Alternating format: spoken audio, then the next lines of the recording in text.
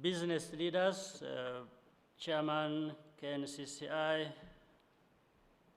Chairman PSF Rwanda, distinguished brothers from the public sector in Kenya, and business leaders that came along from Kenya, and those from Rwanda, distinguished ladies and gentlemen. Let me first congratulate the two business associations from Kenya and Rwanda, respectively, for making good on your pledge to establish this forum.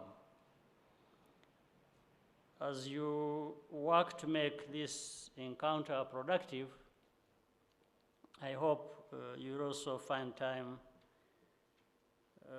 to visit and enjoy our country.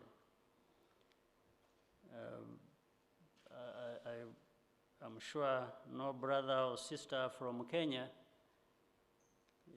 is a foreigner in this country. I hope I'm not the first to tell you this. In the last 2 years, we've seen good progress as relates to Northern Corridor integration projects. This has created unprecedented momentum and for the wider regional integration. We have diversified markets, improved access to capital, and commissioned new infrastructure. Economic growth as well as social development have become stronger. As a result, East Africa is more visible and relevant to the global economy than ever before. We are rightly seen as a new frontier. We must be ready to seize the new opportunities that are coming our way. There are a few things we need to do, however, to reach the next level. First, the basis of everything we do is about creating the right mindset. After all, businesses and government are run and made possible by people. Today, it is the people in this room, but soon we will be replaced by young African women and men who form the majority of our continent.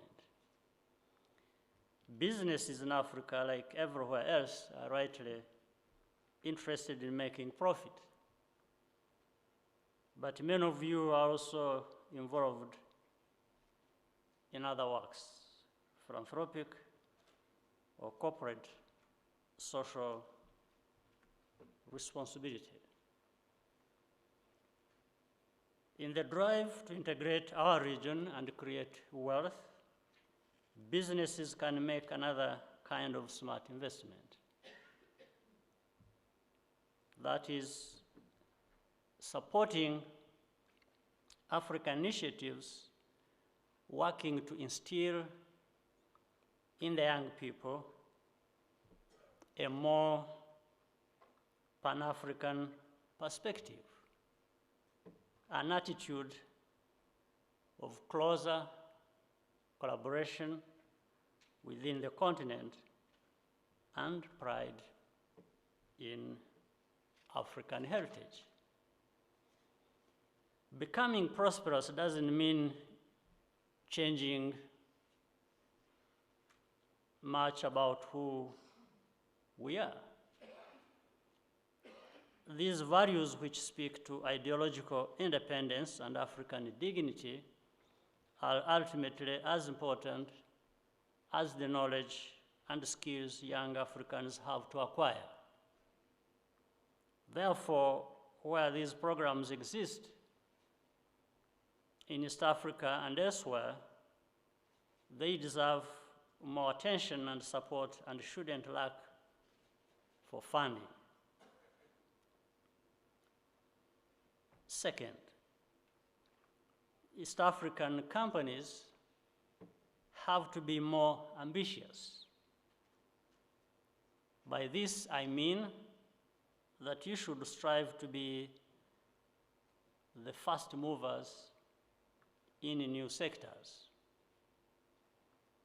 No one will ever know the tastes and preferences of East Africans better than you do. They are becoming more sophisticated consumers, meaning the East Africans, and they can increasingly afford new products and experiences. Where are the global brands coming out of East Africa? They are there. There are still few. We could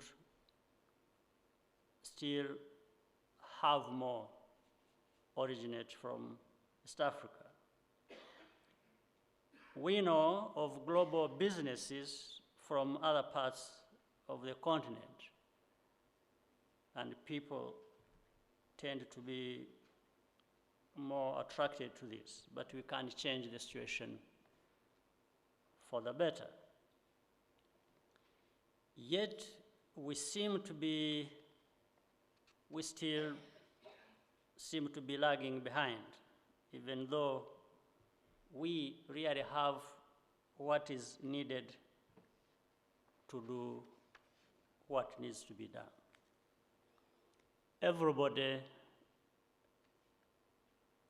Every global company started off as local,